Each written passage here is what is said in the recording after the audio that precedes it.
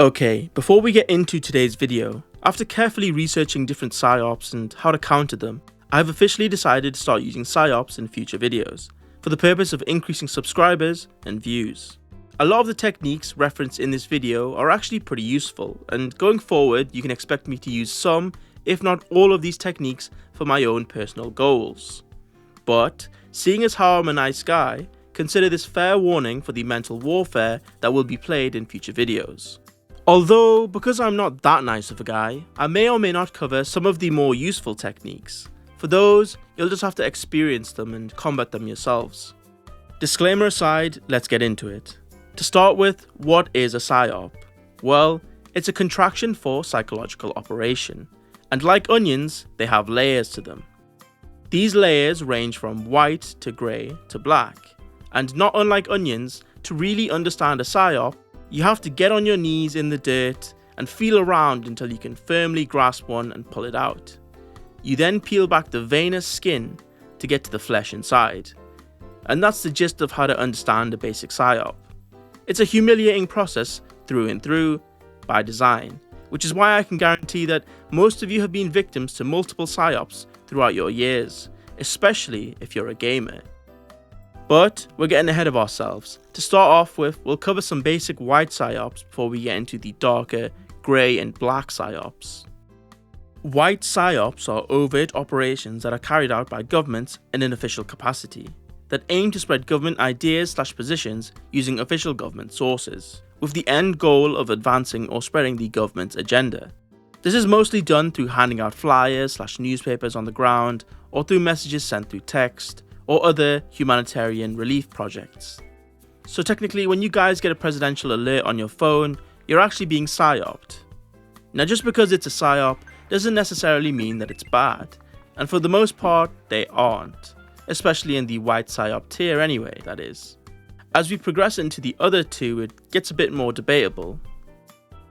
Most white psyops are done in foreign countries where they want to control the population, or spread pro-American sentiment. They tried a lot of this in Iraq and Afghanistan, but obviously that didn't work too well for them. It's not just a one-way street though, as in Vietnam, American troops were subject to white psyops by the North Vietnamese army through radio and speakers. Most infamously from Hanoi Hannah, a radio personality who would speak in English to the GIs on the ground. She would often broadcast telling them things like, GI, your government has abandoned you. They have ordered you to die, GI. Do not trust them. They lie to you, GI. You know you cannot win this war. Then they would play music like I Almost Lost My Mind by Connie Francis, which is kind of funny to be honest. Honestly, if I was sitting in the humid, sweaty jungle and all I heard for hours every day was that the higher-ups didn't give a shit about me and that we were all going to die in this jungle, it would probably start getting to me. I mean, that and the booby traps. The US Army, not to be outdone, played ghost tapes to make the North Vietnamese Army believe that the unburied fallen soldiers were speaking to them, telling them to give up and to go home. Apparently this was so effective that it was ordered to not be used around South Vietnamese troops, as it would also make them give up. This radio thing seems kinda effective, and that's why I've started my own radio station called Stoic Radio, and here's a glimpse of what you can expect. Viewer, YouTube has abandoned you. They have ruined your homepage. Don't trust them. They send you bad videos. Viewer, you know you must subscribe. That would then be followed by the entire discography of Kanye West, including the unreleased albums. Next, we have grey psyops. This is where the fun begins, because when you have to be accountable for things, that's usually when the bureaucrats get involved and red tape the whole thing. But with grey and black ops, you only have to deal with that if you get caught. To clarify, grey ops are defined as operations where the involvement of the government is kept secret from the target group as much as possible, with attempts to make it seem like the intended outcome came spuriously from non-official, non-government sources, or from the natives themselves.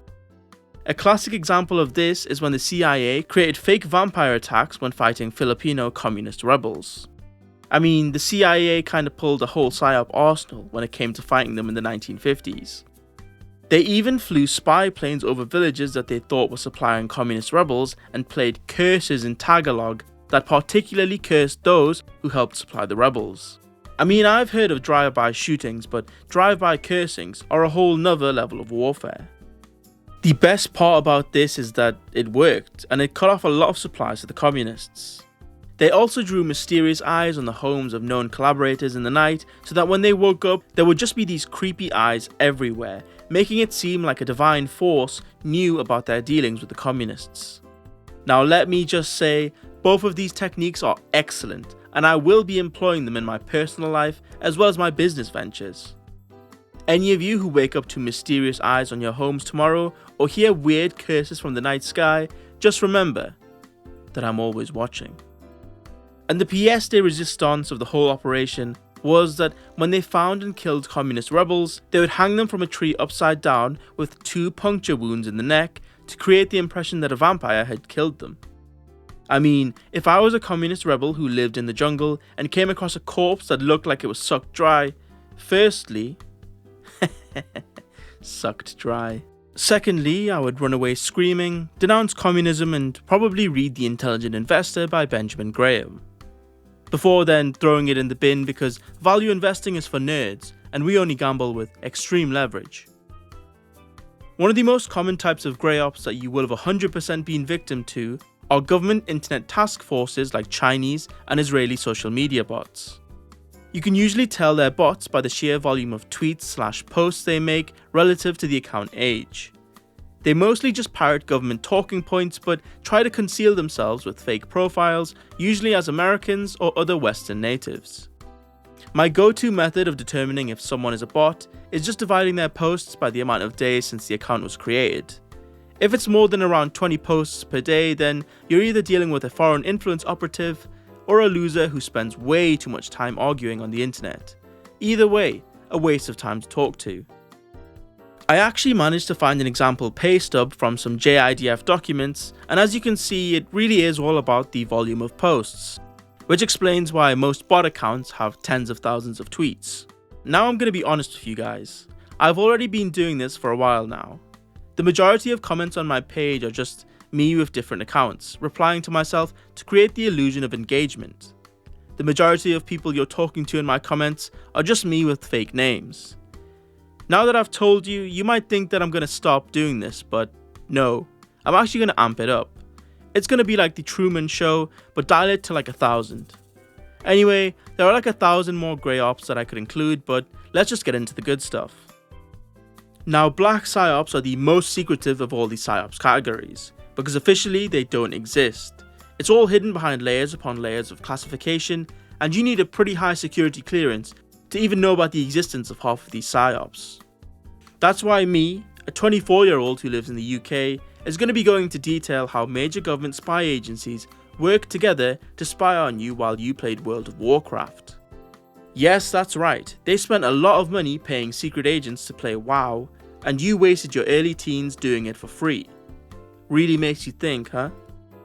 The only reason why we even know about this is actually because the classified documents that reference the operation were leaked by infamous ex-US intelligence Edward Snowden.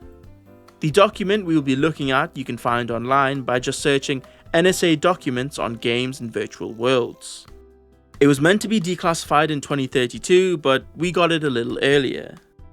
And by the way, if this wasn't leaked officially and declassified, everyone watching this video would be given 10 years and probably a large fine for possession of classified documents. So, thank Edward Snowden, I guess. Intelligence agents were tasked with infiltrating guilds and building rapport with other players online, so that they could blend in and gain the trust of their target/target guilds. Now, why would they want to do that? Well, it can be summed up in 2 words. Goddamn terrorism. These massive spy agencies believed that terrorists would use these massively popular online games to recruit, crowdfund, and communicate with each other, particularly World of Warcraft. Now you might be thinking, that's dumb. But it's actually not. Because of how popular the game was, it had tens of millions of monthly players, it was actually very easy to hide amongst all the noise when conducting nefarious activities. But, as always, the government took it too far and it got to a point where the virtual rooms that they were in were crowded with so many intelligence agents that they often had cases where 2 agents would pretend to be terrorists to get the other to give up information. Which kind of proves the whole Fed posting conspiracy that government agents are online trying to get you to incriminate yourself or do something illegal. Now obviously the government has stopped doing that, and we can 100% trust them to not work with other Western governments to spy on us illegally, right? Yeah, probably not. Next time someone gives up First Blood in my League of Legends game, I'm going to call them a federal agent and then proceed to run it down mid. It's the most patriotic thing one can do. There's also a lot of other psychological tricks that the government uses, like associations and sounds. Like if I were to occasionally play a sound that whispers subscribe and like into your left ear, over the course of multiple videos, you'll subconsciously be more willing to like and subscribe. Same with associations. If I keep showing a certain idea in a bad light, say for instance, the boomer mentality, and then associate that with, I don't know, hey there, it's Lawler the lawyer here. Unfortunately, I'm gonna have to cut him off right about here, because it gets a little bit schizo. And as someone who gets paid rather handsomely, I'd rather not lose a great source of income. Anyway, if you liked the video, consider liking and subscribing. But other than that, thank you for watching. Hope to see you in the next video. Goodbye.